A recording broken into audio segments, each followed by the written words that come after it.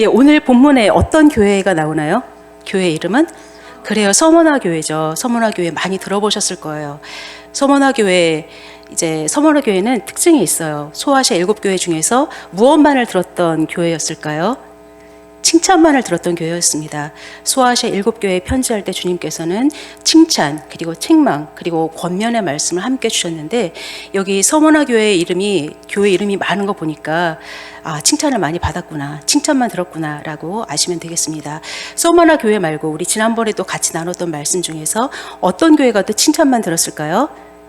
맞습니다. 빌라델비아 교회도 칭찬만을 들었던 교회였어요. 적은 능력을 가지고 정말로 하나님을 열심히 섬겼던 사람들이었습니다. 오늘 이 서머나 교회가 어떤 교회인지 우리가 먼저 살펴볼 텐데요. 오늘 말씀을 읽으면서 좀 생각나는 사자성어가 저에게 있었습니다. 뭐냐면은 설상가상이라는 말 혹시 아시나요? 설상가상? 다들 아시겠죠? 설상가상. 제가 아는 사자성어가 몇 개 없기 때문에 설상가상이 무슨 뜻일까요? 예, 직역을 하면은 눈 위에 또 뭐가 내리는 건가요? 맞아요. 서리가 또 내린다는 의미예요. 눈이 오면 녹고, 그래서 길이 또 길이 다시 원상 회복돼야 되는데, 눈 위에 또 다시 서리가 내린다라는 것은 나쁜 일, 안 좋은 일, 어려운 일, 힘든 일들이 계속해서 엎친 데 덮친다는 격으로 나오는 거예요. 근데 이 서머나 교회에 대해서 제가 이제 말씀을 읽고, 그리고 좀 이렇게 묵상하면서 드는 마음이, 어떻게 살았을까? 어떤 마음이었을까? 정말 엎친 데 덮친 격, 사방이 완전히 나를 옥죄해오는 그렇게 압박이 너무나 심각한 상황이라서 그 어디에도 도움을 청할 수가 없어요. 이 사람들의 도움은 오직 하늘을 바라보는 것밖에 없었습니다. 그런데 감사하게도 로마서 후서 4장 말씀 보면은 너희가 사방으로 우겨쌈을 당하여도 쌓이지 않는다라고 얘기를 하고 있어요. 이 교회가 어떻게 그런 환란을 이겨낼 수 있을까? 우리 오늘 말씀을 보면서 한번 살펴보기로 하겠습니다. 먼저 이 서머나 교회 읽어보니까 가난했을까요? 부유했을까요? 궁핍하다라는 단어 보니까 이 서머나 교회는 굉장히 아주 궁핍하고 근근히 끼니를 이어가기도 힘든, 어떻게 삶을 영위를 해나가야 될지 모르는 그런 상황 가운데 있는 교회였습니다. 근데 참 아이러니하게도 이 서머나라는 도시 자체는 굉장히 부유한 도시였어요. 어떤 도시였냐면요, 우리 지난번에 에베소 교회에 대해서 같이 나눈 적이 있었는데, 에베소에서 북쪽으로 대략 한 40마일 정도 북쪽으로 가면 있는 교회였습니다. 40마일이라고 하니까 조금 감이 안 오는데 대략 한 60에서 65km 정도 떨어진 그런 도시라고 보시면 됩니다. 그리고 굉장히 아름다운 항구 도시였어요. 그래서 교통이나 여러 가지 상업이 굉장히 많이 발달했던 그러한 도시였습니다. 사람들의 왕래도 많고, 그리고 예전에 디아스포라 유대인들이 바벨론 포로 때부터 계속해서 일어났었는데, 많은 유대인들이 여기 와서 많이들 정착했고, 그리고 사업 터전도 많이 마련하고, 그리고 잘 사는 그러한 동네였습니다. 그런데 또 특징이 있다면, 서머나 교회는 황제 숭배에 가장 앞장섰던, 그렇게 초창기 때부터 가장 앞장섰던 그러한 도시였어요. 그래서 황제 숭배를 위한 신전 같은 것들을 세우기 위해서 11개의 도시가 경합을 벌였습니다. 그런데 그 중에서 어디가 됐을까요? 그래요, 바로 이 서머나라는 도시가 거기에 그 황제 신전을 세울 수 있는 것을 따내어서 황제 신전을 세우고, 그리고 많은 재정적인 혜택, 그 다음에 로마 정부로부터 많은 재정적인 지원과 그리고 안전을 또한 보장받을 수 있었습니다. 지금도 지방을 보면은 지방의 어떤 그 지방 정부들이 어떻게 하나요? 나라의 국책 사업이라든지 우리 지방 발전에 도움이 된다 싶은 그런 사업권을 따내고, 그리고 어떤 기업의 그런 단지들을 따내기 위해서 굉장히 많이 노력하죠. 어떤 국제 행사라든지 이런 것들을 유치하기 위해서 노력하는데, 이유가 뭔가요?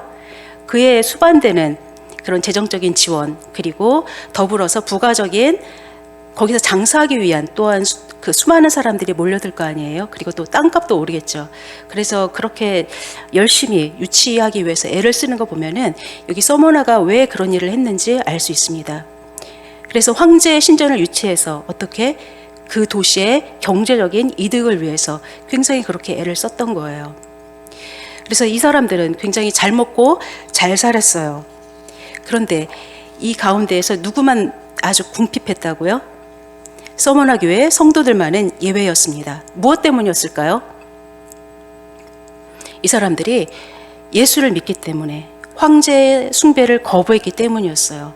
황제 숭배를 거부하고 그러다 보면은 그 가운데에서 얻을 수 있는 경제적인 혜택이라든지 그리고 세제 혜택이라든지 그런 것들을 전혀 받을 수가 없었어요. 그리고 그 공동체라는 것이 그 가운데 그 시대에도 굉장히 아주 중요한, 지금과는 비교가 되지 않을 정도로 너무나 중요한 것이었기 때문에 그 공동체 가운데에서도 사회적으로도 굉장히 고립되고 어려운 불이익을 당할 수 있는 그러한 상황이었습니다. 우리 8절 함께 읽어볼까요? 시작. 서머나 교회의 사자에게 편지하라. 처음이며 마지막이요 죽었다가 살아나신 이가 이르시되 아멘. 자, 이 말씀을 들으니까 서머나 교회 성도들이 굉장히 마음에 위로를 얻지 않았을까라는 생각이 듭니다. 여기 7교회에 편지하시는 각 편지마다 주님께서는 서두에 다른 말씀을 하세요. 그리고 각 교회 상황에 가장 적절하고 알맞고 그 사람들이 알아들을 수 있는 말씀을 하시죠. 주님도 우리에게 그렇게 어려운 말씀을 사실을 하지 않으세요. 다만 우리가 못 들을 뿐이죠. 서머나 교회의 사람들에게 주님께서 말씀하십니다. 처음이고 마지막이다. 그리고 내가 죽었다가 다시 살아났다 라고 말씀하고 계십니다. 이것은 그 사람들이 앞으로 주님께서 뭐라고 말씀하실까라는 기대와 동시에 치유가 될 수 있는 말씀이었어요. 이 사람들이 공동체 가운데에서 그리고 로마 정부로부터 이제 핍박을 받고 있기 때문에 그들의 삶의 생계 유지는 물론이고 어떻게 보면은 그들의 목숨까지도 굉장히 위험한 상황에 있었어요. 그래서 자기들의 목숨이 누구 손에 달려 있다라고 생각할 수 있었을까요? 로마 정부, 그 로마 관리들에게, 그 중앙정부의 관리들에게 나의 목숨이, 나의 삶이 달려있구나라고 그들을 두려워했을 거예요. 그래서 두려워하고 그리고 마음 가운데 아주 고난과 그리고 염려로 가득 차 있었는데 주님께서 말씀하시는 거예요. 내가 창조주다. 내가 너희들의 삶을 다스리고 주관하는 그러한 하나님이다라고 말씀하고 계시는 거예요. 그리고 또한 그 예수님께서는 죽었다가 다시 살아났다라고 말씀하고 계세요. 아, 그렇구나. 우리가 이 생에서의 삶이 가끔씩은 끝으로만 보이는데 그 이후에 또 다른 부활이 기다리고 있겠구나. 다시 살아나신 주님께서 우리를 다시 일으켜 세우시겠구나. 주님이 다시 지금 이 순간에 함께 하시는구나 라는 것을 알 수 있게 되는 말씀입니다. 그리고 우리 주변에 얼마나 두려운 사람들이 많아요. 관계 가운데도 보면은 누가 누구를 두려워하고 그리고 누가 누구를 어려워하고 이런 것들을 많이 보게 돼요. 그렇지만 주님은 마태복음에서도 말씀하고 계시죠.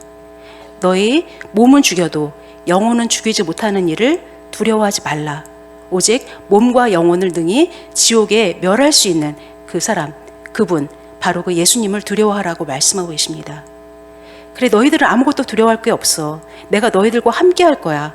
그것들이 너희들의 삶을 주관하는 것 같지만 그것들은 아무것도 할 수가 없어 라고 지금 이 서머나 교회 성도들에게 말씀하고 있습니다.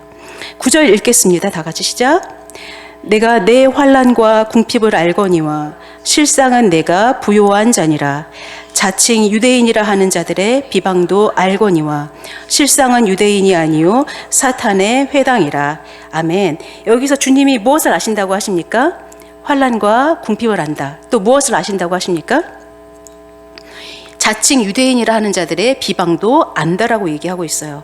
아까 말씀드렸지만 이 사람들이 환난받는 가장 큰 이유가 뭐였어요?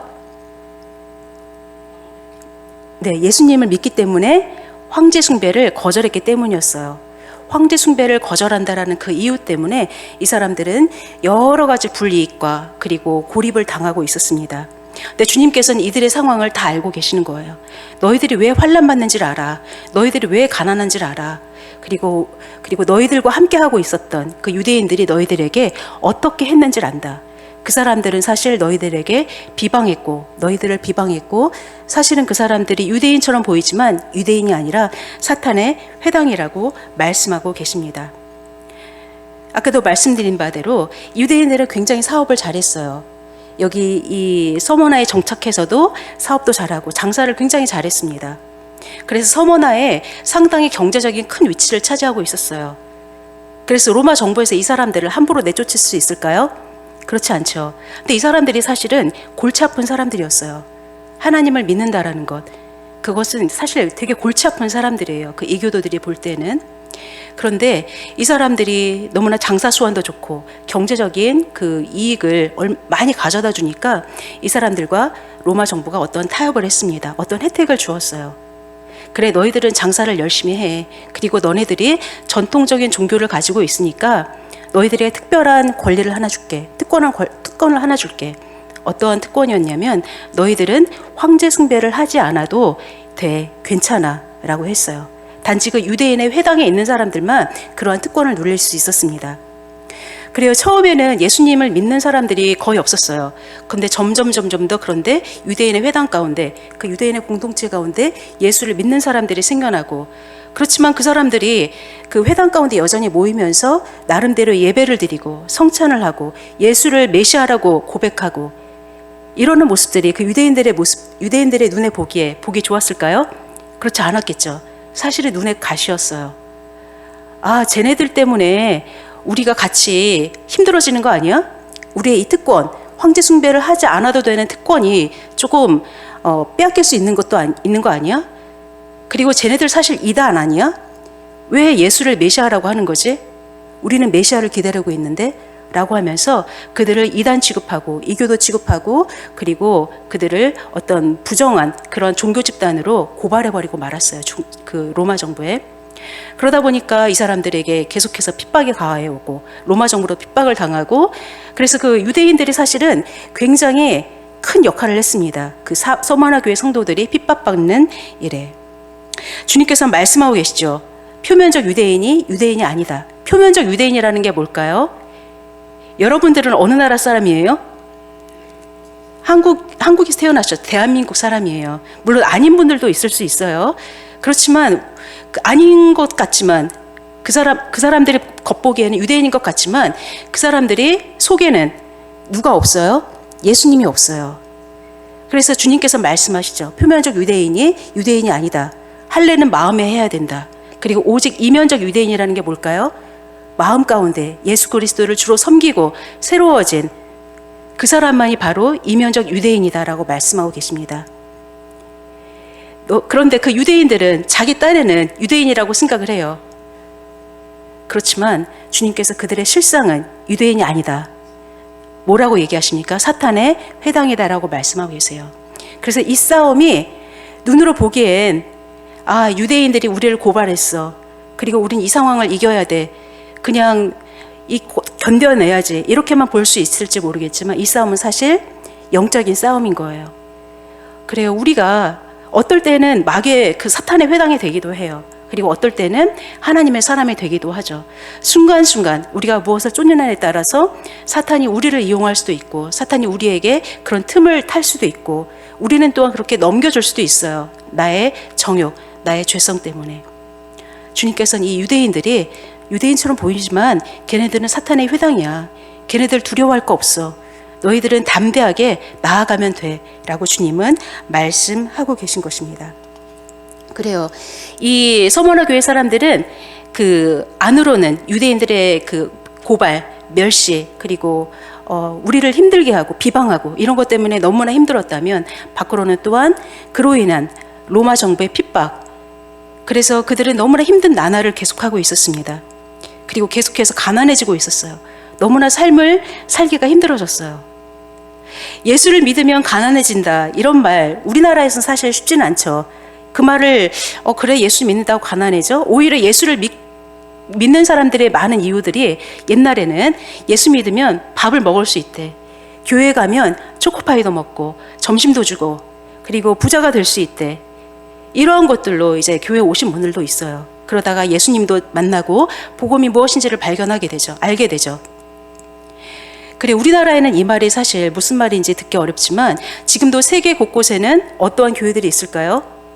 지금도 예수를 믿기 때문에 사회로부터 고립당하고 직장에서 잘리고 그리고 공동체로부터 소외되는 그런 사람들이 있습니다. 특히 저기 이슬람교를 믿는 그 무슬림 지역에서는 지금도 가끔씩 선교사님들이 누구가 예수를 믿는다라는 것이 발각되고 그리고 걔가 고백을 했기 때문에 가족 관계에서도 끊어지고 그리고 직장에서 잘리고 기도해 주십시오 라는 기도의 편지를 받을 때가 있어요. 우리는 사실 이렇게 편안한 환경에서 예수를 믿기 때문에 잘 알아들을 수 없는 말이지만 이 사람들은 알아듣는 그런 말이었습니다. 그렇게 환난과 궁핍을 당하고 너무너무 힘들었어요. 왜 그러면 그렇게 핍박당하는 이유 때문에 환난을 당했을까요? 아까도 잠깐 말씀드렸지만 이 사람들이 이 서머나에서 장사하기 위해서는 상인조합에 가입을 해야 됐습니다. 상인조합에 가입을 하면은 여러 가지 세제 혜택도 누리고 경제적인 이익도 누리고 하면서 어느 정도는 장래가 좀 보장되는 일이었어요. 그래서 편안하게 살 수 있었는데도 이 사람들은 황제 숭배를 거절했던 그러한 사람들이었어요. 그래서 그들의 집단 가운데에서 따돌림 당하는 그런 상황이었고, 우리도 한번 생각해 보세요. 만약에 내가 예수를 믿어, 내가 예수를 믿는 것 때문에 나라에서 세금 폭탄을 때리고, 그리고 나의 재산이 빼앗기고, 그리고 형제 자매들로부터 모함을 당하고, 그리고 내가 다른 곳으로 옮겨야 된다면 여러분들은 과연 예수의 이름을 끝까지 믿으실 수 있으시겠습니까? 어떠세요? 어떠실 것 같으십니까? 그리고 사실 저도 자신이 없어요. 내가 예수를 믿는다라는 것 때문에 내가 어디 죽음을 당할 수도 있고, 재산도 뺏긴다, 재산도 없지만 그리고 뺏길 것도 있고, 그리고 세금 폭탄을 날마다 맞게 된다면 우리가 예수님을 얼마나 제대로 믿을 수 있을까, 얼마나 내가 믿는다라고 얘기할 수 있을까라는 데 자신이 없습니다. 그래서 이러한 고난은 힘들지만, 그 상황은 너무나 힘들지만 우리의 신앙을 점검하고, 그리고 과연 옥석의 교회 안에 누가 어떤 것인지, 무엇이 옥석인지, 누가 옥석인지를 알아볼 수 있게 해주는 것입니다. 시편의 기자는 이렇게 말합니다. 환난 당하는 것이, 고난 당하는 것이 내게 유익이다. 내가 그 당한 고난으로 말미암아 하나님의 말씀을 알았다라고 얘기를 하고 있습니다.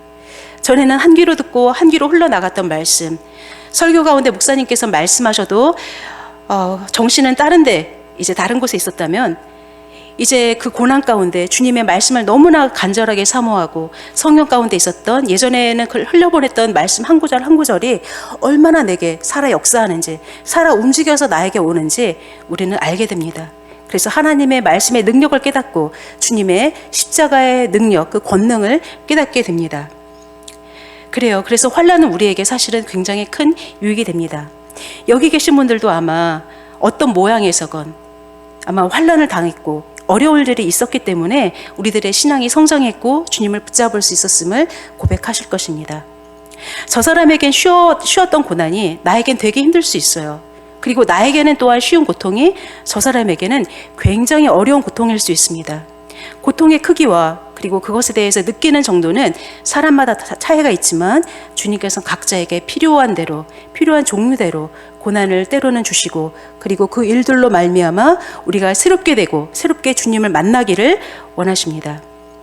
로마서 12장 12절 우리 함께 찾아볼까요? 로마서 12장 12절입니다.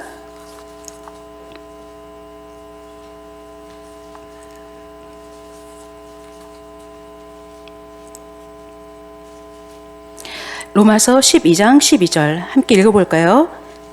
다 같이 시작. 환난 중에 참으며 기도에 항상 힘쓰며. 그래요.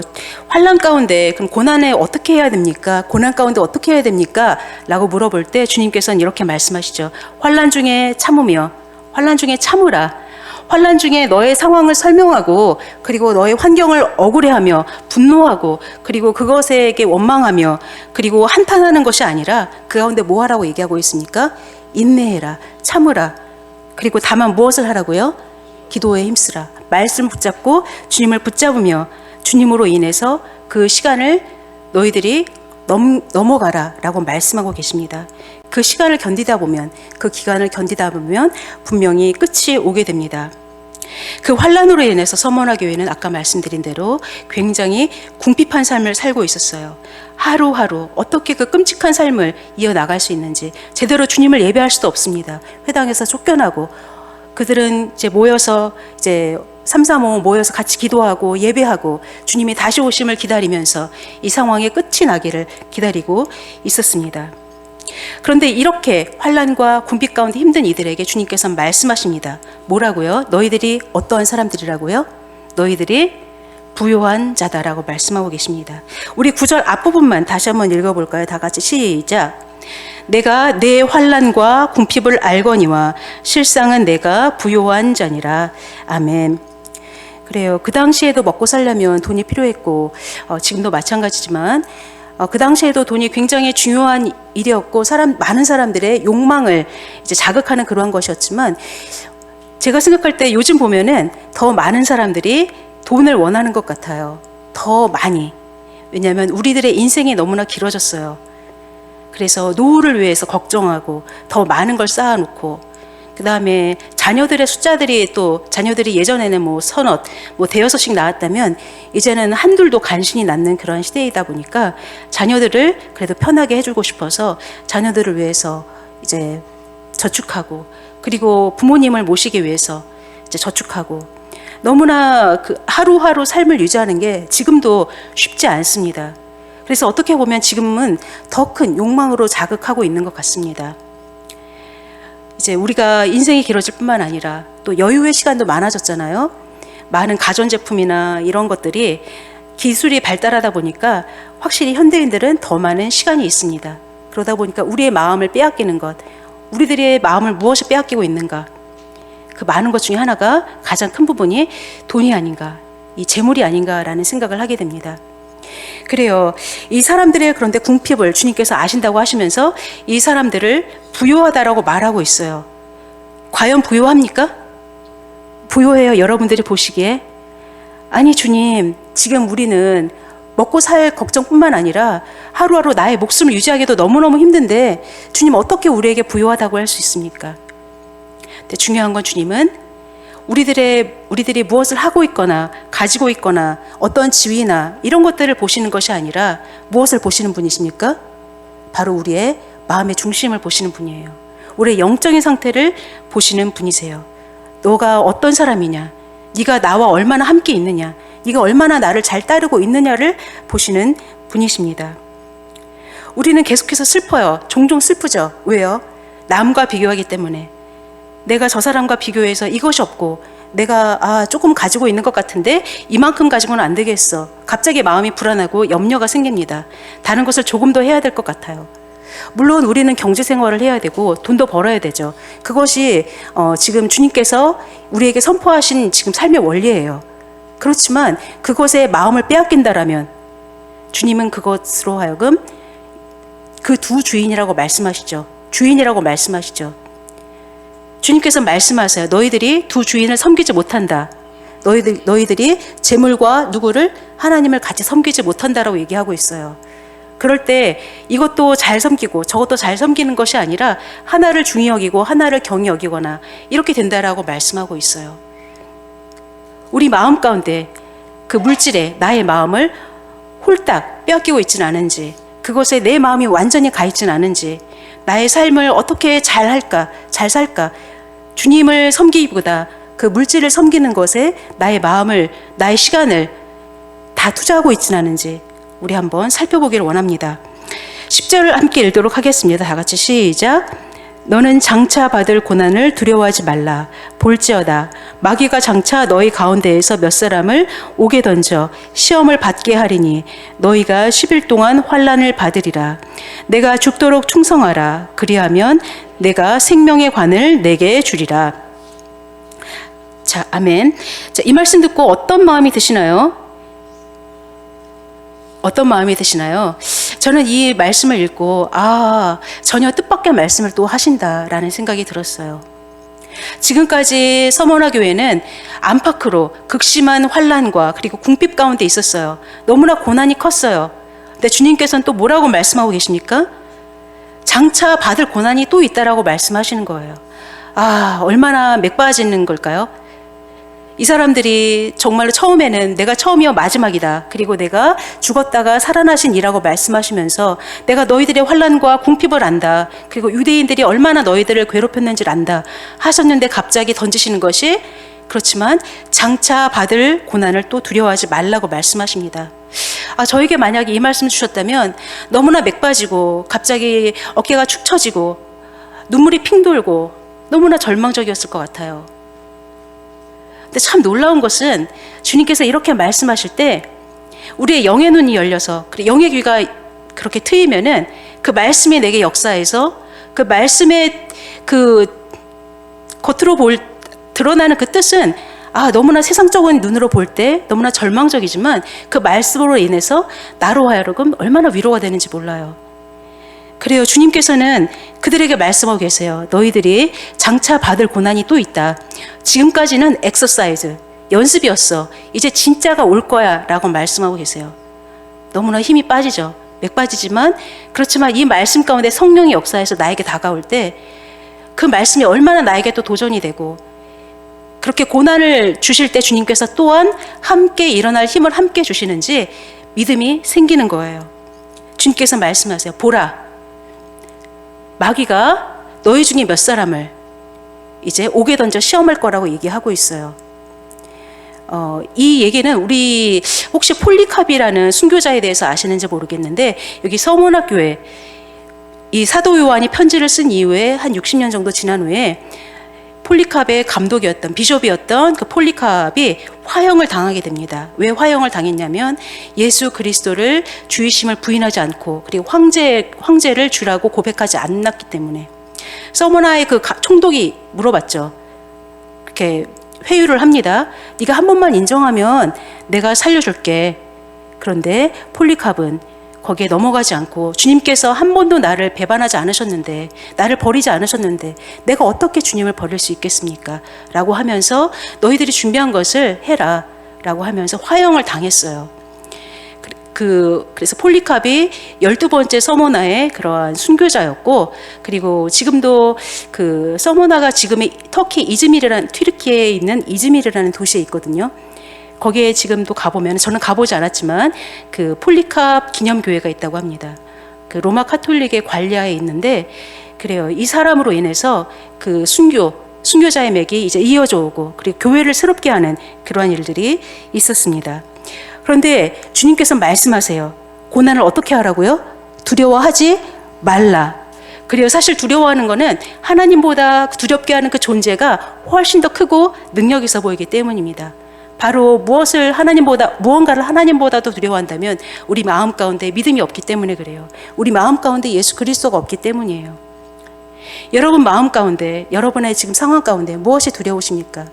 돈인지, 아니면 권력인지, 명예인지, 우리가 뭔가를 두려워하고 있다면 왜 그런 것을 두려워하고 있는지 우리의 마음의 동기를 한번 보시고 우리 마음속의 욕망을 한번 살펴보시고 주님께서 알려주실 거예요. 그리고 그것을 과감히 십자가에 던지는 은혜를 주님께서 또한 주실 것입니다. 그래서 내가 새로워지며 그래서 그 고난에 두려워하지 않고 주님과 함께 그것을 담대하게 이겨나갈 수 있도록 하실 것입니다. 근데 주님께서는 그 고난의 때가 있다라고 말씀하고 계세요. 며칠? 너희들이 10일 동안 환난을 받을 것이다.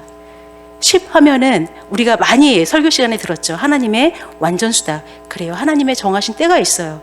근데 사실 하나님께서 감면해 주신 때죠. 우리 마태복음에도 보면은 감면해 주셔서 우리가 그거를 감내할 수 있었어 라고 얘기를 하고 있습니다. 그래요. 감내할 수 있을 정도의 그런 환난을 우리들에게 허락하세요. 그래서 그 기간, 그리고 그 기간을 사단이 계속해서 할 수 없고 내가 정한 그 짧은 기간 동안만 하게 될 거야. 너희들이 그 기간 동안 나와 함께 이겨내자. 새로운 은혜를 경험하자라고 주님은 말씀하고 계십니다. 죽도록 충성하라. 우리가 생각할 땐 죽어야 되나 보다. 우리가 아주 죽기까지 열심히 일해서 교회를 위해서 목사님을 위해서 이렇게 해야 되나 보다 하지만 그런 뜻이 아니라 우리가 죽음을 각오하고 신앙생활을 해야 된다는 의미입니다. 우리에게 실상 요새 교회에서 요구되는 것들은 하나님의 우리에게 요구되는 것은 나를 위해서 정말로 그 몸의 죽음을 요구하시기보다 우리 안에 있는 욕심 그런 것들을 버리기를 요구하시죠. 욕심이라든지 상황 가운데 순간순간 하나님을 택할 수 있는지 그런 것을 보십니다. 과거에 우리나라에 굉장히 또 슬픈 교회사에 그런 슬픔이 있었습니다. 아픔이 있었죠. 잘못된 그런 죄들이 있었습니다. 바로 그 일제시대, 그 일제치하에서 우리가 타협했죠. 현실과 타협해서 우리가 하나님을 버리고 또 그렇게 신사참배하는 그런 일들을 했었는데 우리가 순간순간 그거보다 더한 일들을 우리가 할 수 있는 거예요. 순간순간 무엇이 우리를 유혹하는지 내가 무엇으로 그렇게 유혹할 때 내 마음이 내가 그렇게 무너지고 그것을 따라가게 되는지 우리가 한번 살펴볼 수 있기를 바랍니다. 주님께서 말씀하십니다. 경주를 마치고 승리할 때 내가 생명의 면류관을 너에게 줄 거야.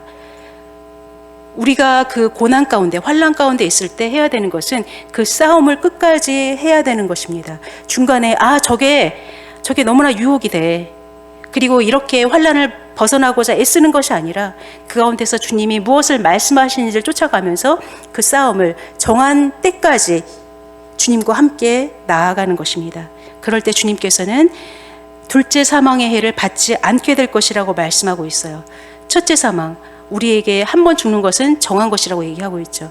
둘째 사망의 때에 우리는 그 환난을 넘어가게 될 것입니다. 성경을 짜면은 이제 예수의 피가 흐를 것이다라고 말씀하신 분이 계세요. 마틴 루터가. 근데 저는 이 서머나 교회를 향한 이 하나님의 메시지를 보면서 정말로 예수님의 피가 흐른다라는 생각을 하게 돼요. 예수님의 피, 그 보혈과 그 십자가가 우리 삶 가운데 매 순간 흘러넘치기를 원하십니다. 그래, 새해가 되었습니다. 많은 분들이 이제 무탈하기를 아마 바라실 거예요. 저도 그래요. 무탈하게 잘 흘러갔으면 좋겠다. 그렇지만 눈에 우리가 깨닫든 깨닫지 못하든 간에 우리에게 크고 작은 고난, 그런 어려움들이 있어요. 그럴 때 우리는 여러 방법들을 통해서 그 환난을 넘어가는 사람도 있고, 그리고 어떨 때에는 하나님을 붙잡고, 그리고 또한 하나님께 기도하면서 그 상황 가운데에서 주님이 뭐라고 말씀하시는지 깨달으면서 은혜로 넘어갈 때도 있겠죠. 그렇지만 매 순간순간마다 우리가 더 주님과 함께 우리가 변화되기를 원하는 그렇게 신앙이 진일보하는 한 해가 되었으면 좋겠습니다. 파충류와 갑각류는 성장할 때마다, 제가 어떤 다큐멘터리를 하나 봤는데, 어떤 그 파충류와 갑각류 중에서 어떤 동물들은 성장할 때마다 자기의 그런 허물을 벗는다고 해요. 탈피라고 한다고 하는데, 왜 그런 일들이 일어나느냐 봤더니 내부의 세포가 성장한대요. 내부의 세포가 성장할 때 겉의 것들이 죽었기 때문에 그것들을 스스로 벗어나는 그런 싸움을 한다라는 거예요. 그러다가 탈피하다가 죽을 수도 있고, 그리고 탈피하면서 계속해서 성장을 이뤄 나갈 수도 있습니다. 우리는 계속해서 예전에 입고 있던 옷이 너무나 좋아요. 오래 입었거든요. 나에게 너무 익숙하거든요. 그렇지만 주님은 그 오래 입은 켜켜이 쌓아 있지만 냄새나는 그 옷을 이제는 벗어버리고 주님 입혀주시는 새 옷을 입고 계속해서 승리의 삶을 살기를 원하십니다. 사대교회에게는 살아있는 것 같으나, 살아있는 이름인 것 같으나 죽었다라고 말씀하고 있어요. 그렇지만 서머나 교회에 대해서는 주님께서는 너희들이 그렇게 부활을 또한 경험할 것이라고 말씀하고 있습니다. 살아있는 서머나 교회와 같이 계속해서 주님을 붙잡으며 날마다 주님과 함께 그 고난을 이겨내며 믿음의 진일보가 날마다 일어나는 우리 모두가 되기를 기도합니다.